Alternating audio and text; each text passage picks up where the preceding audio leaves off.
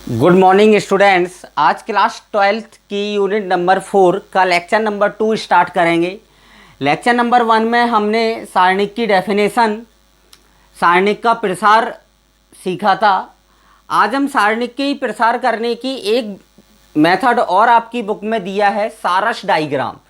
सो हम सारस डायग्राम देखेंगे आज। सारस डायग्राम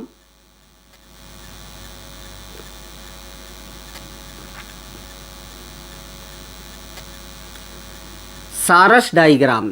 सभी स्टूडेंट्स ध्यान से देखेंगे सारस डायग्राम में क्या होता है। जैसे डेल्टा एक आपको सारणिक दिया है, 3 कोटि का मैंने एक सारणिक ले लिया, A11, A12, A13, A21, A22 और A23, A31, A32 और A33। ये 3 ऑर्डर का आपका डिटर्मिनेंट है। अब सारस डायग्राम से हम इसका एक्सपेंशन कैसे करते हैं, सभी स्टूडेंट देखेंगे यहाँ पर सामने। A11 हम इनको दोबारा से लिखेंगे, A21, A31, A12, A22 और A32। यहाँ पर A13, A23 और A33। अब प्रथम 2 कॉलम को हम वापस लिखेंगे, A11, A21, A31 और A12, A22 और A32। इस टाइप से 2 कॉलम को हम दोबारा से लिखेंगे। अब मल्टीप्लाई करेंगे यहाँ से, इन तीनों का मल्टीप्लाई करेंगे, इन तीनों का मल्टीप्लाई करेंगे और इन तीनों का मल्टीप्लाई करेंगे। ये मल्टीप्लाई होता है पॉजिटिव। ये मल्टीप्लाई कैसा होता है? पॉजिटिव।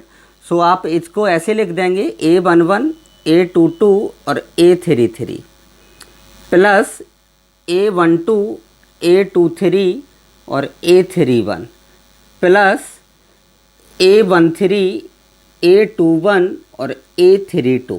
इस टाइप से लिख देंगे। ये पॉजिटिव होता है। अब ऐसे मल्टीप्लाई करेंगे इस टाइप से। ये मल्टीप्लाई आपका नेगेटिव होता है। ये मल्टीप्लाई कैसा होगा? नेगेटिव होगा। और इसका इससे मल्टीप्लाई करेंगे और इसी टाइप से इसका मल्टीप्लाई इससे किया जाएगा। ये मल्टीप्लाई आपका नेगेटिव होता है। सो माइनस लगा के क्या लिखेंगे? A31, A22 और A13 माइनस सेकंड इन तीनों का मल्टीप्लाई, A32, A23 और A11। अब इसका मल्टीप्लाई लिखेंगे, माइनस A33, A21 और A12। सो ये होता है आपका सारस डायग्राम। सारस डायग्राम से सारणिक का प्रसार करना सो इजी है, कुछ नहीं करना है। पहले सारणिक के सारे एलिमेंट को लिखेंगे, फिर प्रथम 2 कॉलम को हम दोबारा से लिखेंगे और ये मल्टीप्लाई कैसा होगा? पॉजिटिव होगा। और ये मल्टीप्लाई आपका कैसा होगा? नेगेटिव होगा। सो सारस डायग्राम आप नोट करें इसको, देन हम आगे डिस्कस करते हैं। अब इसके बाद आता है सारणिक और मैट्रिक्स में अंतर, जो कि मैं आपको लेक्चर नंबर 1 में ही बता चुका हूँ। सारणिक और मैट्रिक्स में क्या डिफरेंस होता है? सारणिक का प्रसार किया जा सकता है जबकि मैट्रिक्स का प्रसार नहीं किया जा सकता है। और दूसरा डिफरेंस क्या था? दूसरा डिफरेंस था कि सारणिक सदैव सारणिक सदैव वर्गाकार होता है जबकि मैट्रिक्स वर्गाकार और आयताकार दोनों ही हो सकता है। तो ये बेसिक डिफरेंस है सारणिक और मैट्रिक्स में। तो सभी स्टूडेंट्स इनको लिख लें। 1 नंबर में ये क्वेश्चन आपका पूछा जा सकता है, सारणिक और मैट्रिक्स में अंतर स्पष्ट कीजिए। सो अब हम आगे बढ़ते हैं। उप सारणिक एवं सहखंड। उप सारणिक, सारणिक एवं सहखंड। उपसारणिक एवं सहखंड, माइनर एंड कोफैक्टर। ये बहुत मोस्ट पार्ट है माइनर एंड कोफैक्टर। आपकी यूनिट नंबर 5 में इसका सबसे ज़्यादा यूज है। सो सभी स्टूडेंट्स ध्यान से देखेंगे। उपसारणिक एवं सहखंड, सबसे पहले हम निकालेंगे 2/2 कोटि के, 2/2 कोटि के सारणिक के लिए सबसे पहले हम लेंगे 2/2 कोटि का सारणिक। तो सभी स्टूडेंट्स ध्यान से देखेंगे। Delta equal to A11, A12, A21 और A22। ये आपका 2x2 ऑर्डर का मैट्रिक्स है, वो सॉरी डिटर्मिनेंट है। अब उपसारणिक और सहखंड क्या होते हैं? जैसे इसमें 4 एलिमेंट हैं तो इसके 4 ही उपसारणिक होंगे। 4 क्या होंगे? उपसारणिक होंगे, और 4 ही इसके क्या होंगे? सहखंड होंगे। जब हम सहखंड निकालेंगे तो हमें उपसारणिक की आवश्यकता पड़ेगी।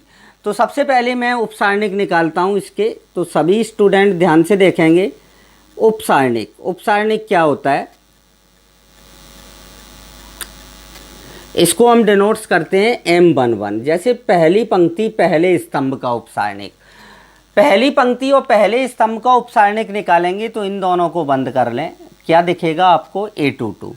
सो पहली पंक्ति और पहले स्तंभ का उपसारणिक क्या है आपका? A22 है। अब M12 निकालेंगे, पहली पंक्ति और दूसरा स्तंभ, पहली पंक्ति और दूसरा स्तंभ क्या मिलेगा आपको? A21 मिलेगा। सो ये आ गया पहली पंक्ति दूसरे स्तंभ का उपसारणिक। ऐसे ही अब हम निकालेंगे M21, दूसरी पंक्ति और पहला स्तंभ। सो क्या मिलेगा आपको? A12 आ जाएगा। और ऐसे ही M22, दूसरी पंक्ति दूसरा स्तंभ, दूसरी पंक्ति और दूसरा स्तंभ का उपसारणिक क्या आएगा? A11 आएगा। सो उपसारणिक तो हम इस टाइप से निकालते हैं। अब आप सहखंड देखेंगे, ध्यान से देखेंगे सभी स्टूडेंट। सहखंड,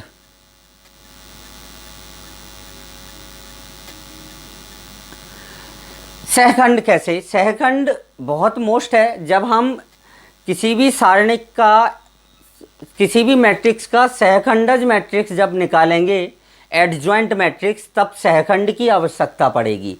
और इसके क्वेश्चन आपके यूनिट नंबर 5 में दिए गए हैं।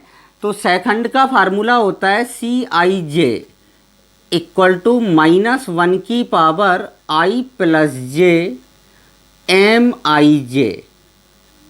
ये आपका फार्मूला होता है सहखंड निकालने का। सहखंड निकालने का ये क्या होता है? आपका फार्मूला होता है। सो सभी स्टूडेंट्स ध्यान से, आपकी बुक में कहीं इसको Aij से भी निरूपित दे रखा है। मैंने यहाँ पर Cij लिया है, तो इससे कोई भी फर्क नहीं पड़ता है।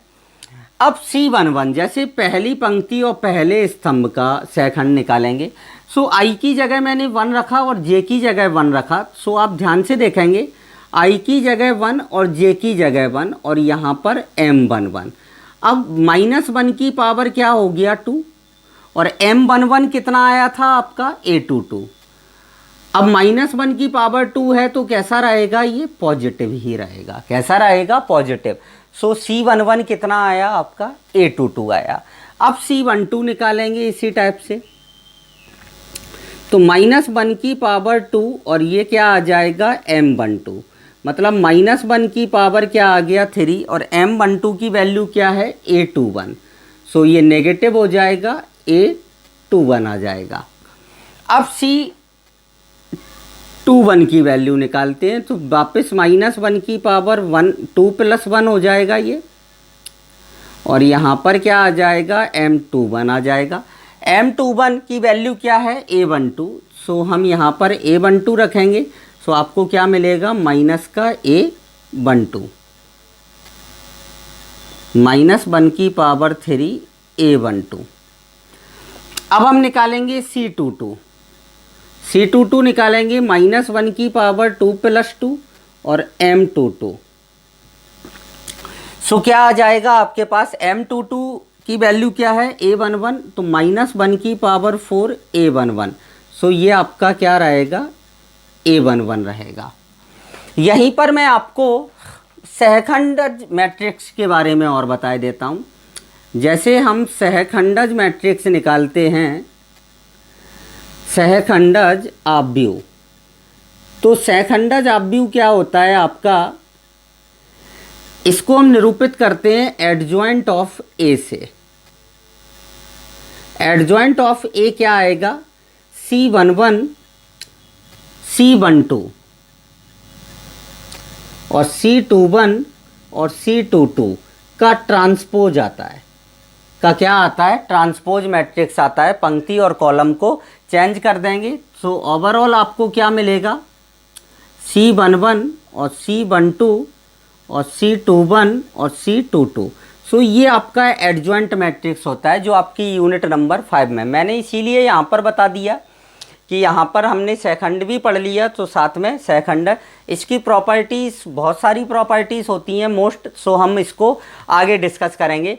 अभी केवल और केवल आप सहखंडज मैट्रिक्स लिख लें, इसको एडजॉइंट ऑफ ए। सो आप इसको नोट करें, देन आगे डिस्कस करते हैं।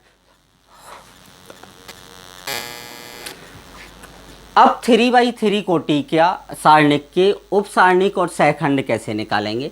मैं कुछ सहखंड और कुछ उपसारणिक आपको बता दूंगा, मेथड बता दूंगा, आप इजीली सभी निकाल सकते हैं।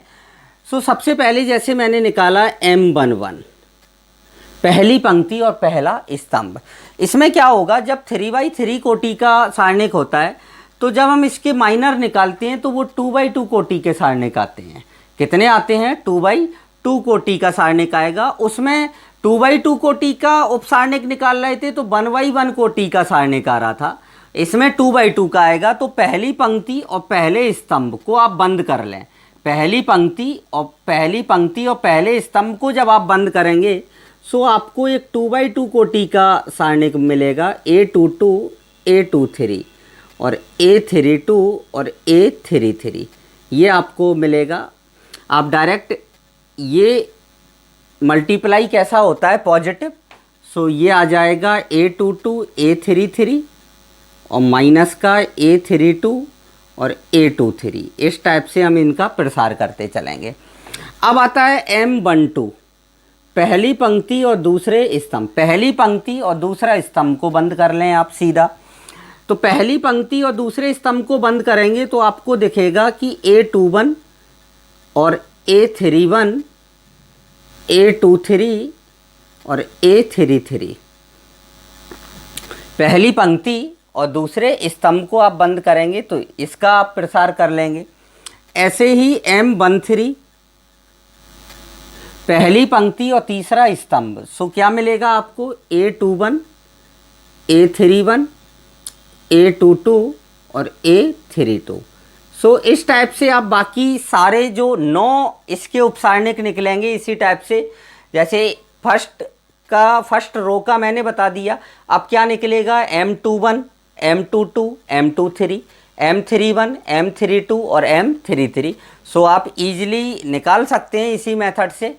अब इनका हम उपसारणिक निकालना चाहें, उपसारणिक कैसे निकालें, वो सहखंड कैसे निकालेंगे, ध्यान से देखना है इधर।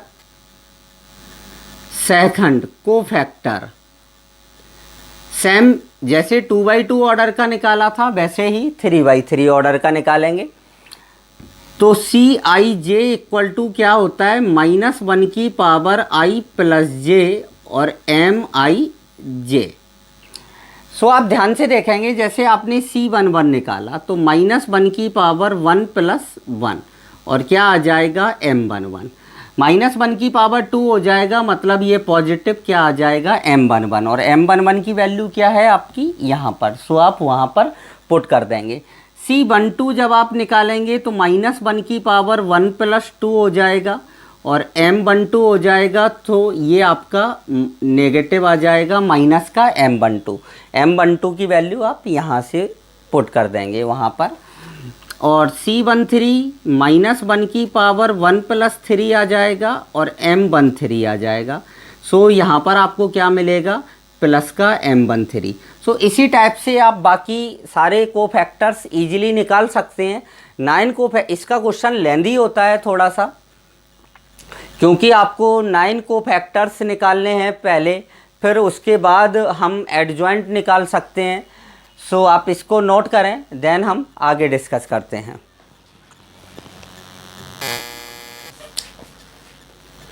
आज हमने लेक्चर नंबर 2 में सारस डायग्राम और उपसारणिक और सहखंड के बारे में जानकारी ली है।